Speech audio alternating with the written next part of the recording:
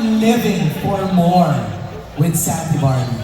Well, Santi Barney has allowed me to live for more. Wow, beautiful. So, how? Well, syempre, maganda kasi yung products ng Santi Barney. Ang pinakamahalagang tulong nito sa akin ay yung nabuboost niyang immune system ko. Syempre, through that, I am able to live for more kasi I am part of a very challenging industry. Diba? Very challenging and demanding. Nag-challenge at dinedemand niya so much of my time, of my strength, of my health.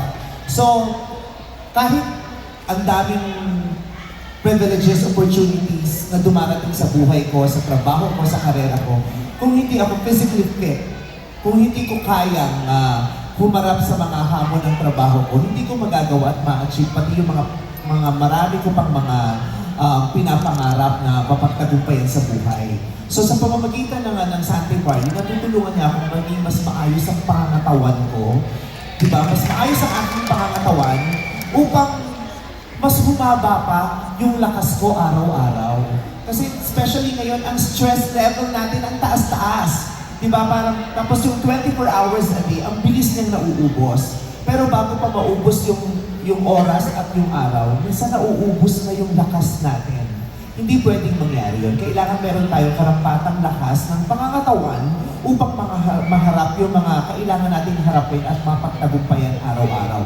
Sa trabaho, personal o professional man yan, kailangan meron tayong sapat na lakas. At yung immune system natin ay kailangan natin kilalanin at mapahalagahan. At yun ang magandang dulot sa akin ng Santi Barney. Galing!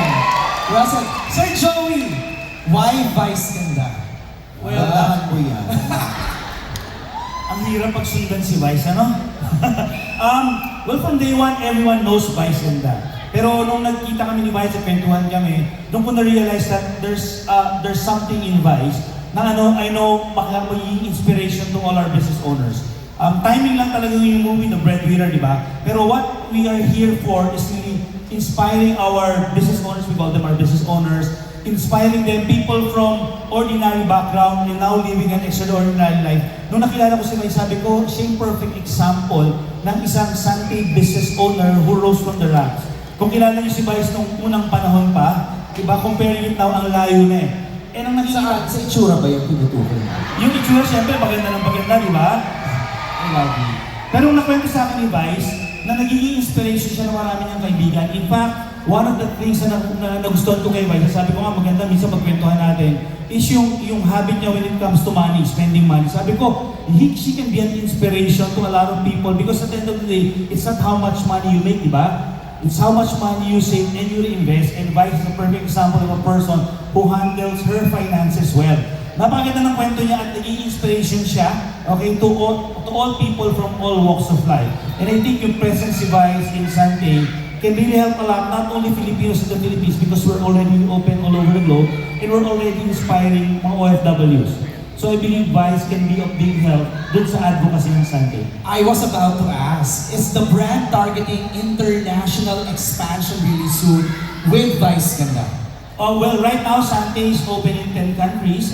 Most of the countries that we have right now are maraming OFWs like Hong Kong, Macau, Singapore, UAE, Qatar, and of course, the USA. We're starting the USA. And sabi ko tamang-tama because ang goal namin next year, 2025, is really to inspire and empower Filipinos. Our objective is always start working abroad. You have a purpose why you're there. But start building your business because there's so much more in life than just working abroad. Ang buong namin balang araw, they have a business of Santi in different countries and they can go back home while retaining their business there. And Vice can be of big help to us. Galing! Alright, let's go back to your healthy routine, Vice, no? Kanina you touched on it already. Pero paano yung nagsimula ang umaga ni Vice with Santi? Parang, sabi mo, hindi ka nag-breakfast, no? So yun na yung parang ini-intake mo before leaving the house and going to showtime. Alam mo, isa itong magandang effect sa akin, magmula nung nag-take talaga ako ng Santi Barney, natulungan niya ako sa problema ko sa constipation. Promise, kasi problema ko talaga yan. So masarap sa umaga na alam mong magaan yung tiyan mo, na ilabas mo yung mga toxins mo. So, doon siya nagsisimula, yung pagkising ko sa umaga, diretso na ako ng ng CR, lahat ng mga ganap ko doon, maliligo na ako, magtutoothbrush na ako. At maraming pagkakataon na yun ang nanimiss ko kasi wala siya, constipated ako. Pero dahil sa Sunday Barley, doon siya nagsisimula yung naririlis ko agad yung mga toxins. So, mas magaan ang pakiramdam ko. At napakahalaga para sa akin na masimulan ang araw ko ng magaan ang pakiramdam ko kasi from home, as I wake up every day from home, didiretso ako ng studio, I need to feel good about myself. I need to feel good kasi yun ang makikita sa akin at yun ang gustong makita sa akin ng viewers ko at yun ang gusto kong ma-share din sa viewers ko. Yung feeling good every day, di ba? Kahit hindi man every day, maraming pagkakataon, kailangan feeling good dahil gusto kong makapagpasaya. At hindi ako makakapagpasaya if I don't feel good about myself. Physically, di ba, kung mabigat yung pakiramdam ko. So, ganon lang ang araw ko every day. Magigising ako, didiretso ako sa salamin at kakausapin ko yung sarili ko. Kakausapin ko yung sarili ko at sasabihin ko sa kanya na napakaswerte natin, maswerte tayo, pinagpala tayo, magpapasalamat tayo sa Diyos. At today, marami pa tayong biyayang tatanggapin. At feeling ko kasi yun ang healthy life. Yung being able to live a life full of gratitude, di ba? Full of happiness, di ba? Marami tayong issues, marami tayong mga ikinaiinis everyday, pero dapat hindi niya ma-invalidate kung ano yung magaganda, yung beauty around us. So, feeling ko a healthy life is a life living full of gratitude and happiness and embracing the fact na whatever it is, whatever is happening, meron kang blessing na matatanggap every day.